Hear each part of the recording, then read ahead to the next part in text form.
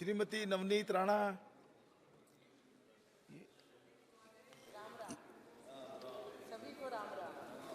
आज जय श्री राम।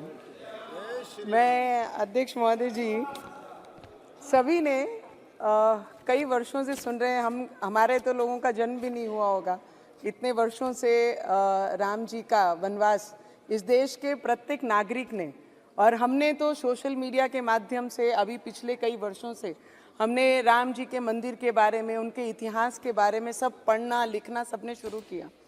कई ऑपोजिशन के लोगों ने हमेशा, मोदी जी पिछले 10 वर्षों से ये देश में एज ए प्रधानमंत्री जी काम कर रहे हैं, तो उनको हमेशा ही चिढ़ाते थे राम जी का नाम लेके कि राम भगवान के नाम से आपने अपने एजेंडा में डाला था, अब क्या हुआ, कब तारीख बताएंगे, कब राम भगवान का मंदिर बनाएंगे।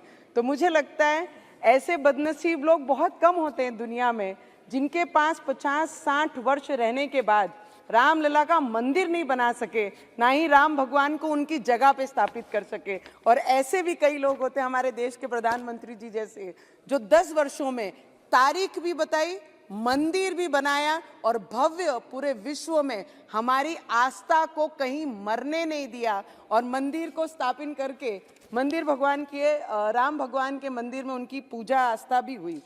मैं ये बताना चाहती हूँ सर, राजा कैसा होना चाहिए, तो राजा भगवान राम जी जैसा होना चाहिए। भाई कैसा होना चाहिए, तो भाई लक्ष्मण जी जैसा होना चाहिए। लोकतंत्र के राजा कैसा होना चाहिए, तो हमारे देश के प्रधानमंत्री जी जैसा होना चाहिए।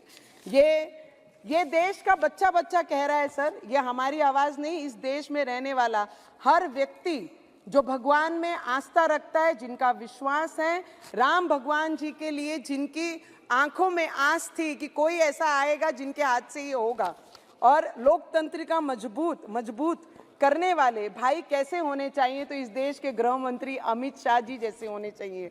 सर, अभी मैंने एक ओवीसी जी को बोलते सुना कि पुरुषोत्तम मर्यादा राम जी के बारे में कि हम उनका आदर करते हैं, सत्कार करते हैं, सम्मान करते हैं। करना पड़ेगा, इस देश में रहना है तो जय श्री राम बोलना पड़ेगा, क्योंकि इस देश के लोगों ने पिछले कई वर्षों से राम भगवान जी के मंदिर के लिए जो आस्था लगा के बैठी थी, इनके नसीब में नहीं थी। वो जिन्होंने, राम जी ने खुद ये क्या निश्चिंत करेंगे राम भगवान के मंदिर का और राम भगवान जी के समय का, ये तो भगवान ने खुद हमारे देश के प्रधानमंत्री को चुना है कि जिनके हाथ से ये होना था, और इस देश में हुआ है, पूरे विश्व ने वो देखा है। सर बहुत सुंदर है सर, 4 लाइन कहना चाहूंगी मैं कि तब राम मिले थे लक्ष्मण को सेवा में, अब राम मिले हैं राष्ट्र के सेवा करने से।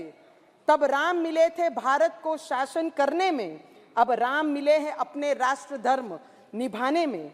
तब राम मिले थे बजरंग बली के सीने में, अब राम मिले हैं राम के नाम जप करने में। तब राम मिले थे शबरी की झूठे बेर खिलाने में, अब राम मिले हैं भूखे को भोजन करने से। तब राम मिले थे, और आज मैं इतना ही कहना चाहूंगी सर कि तब राम मिले थे अयोध्या को मर्यादाओं में, आज अब भी राम मिले हैं भारत के पहचान में।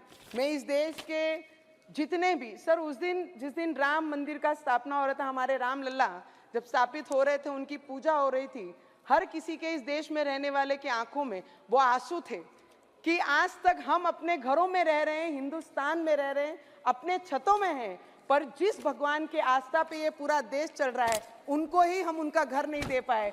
पर ये पिछले 10 वर्षों में जो चमत्कार इस देश ने किया है, आने वाले समय में वो उससे भी ज्यादा बड़ा चमत्कार हमारे देश के प्रधानमंत्री और जिनका भी योगदान ये मंदिर के लिए है, सभी कार सेवक, सभी संत, सभी महाराज, जिन्होंने भी आस्था बांध के रखी थी।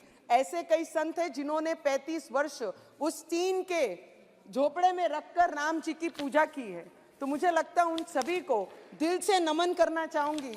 हम इतने बड़े नहीं कि उन्हें नमन भी कर पाए, क्योंकि जिनके रक्तों से वो एक एक ईंट बनी है, मुझे लगता है उनको नमन करने से उनका भुगतान नहीं होगा। पर इस पार्लियामेंट में हमारे देश के प्रधानमंत्री जी, हमारे देश के गृह मंत्री जी और जितने भी पार्लियामेंटेरियन यहाँ पर बैठे हैं, ये आज का इस टर्म का, इस समय का आखिरी पार्लियामेंट स्पीच हमारा सभी का है।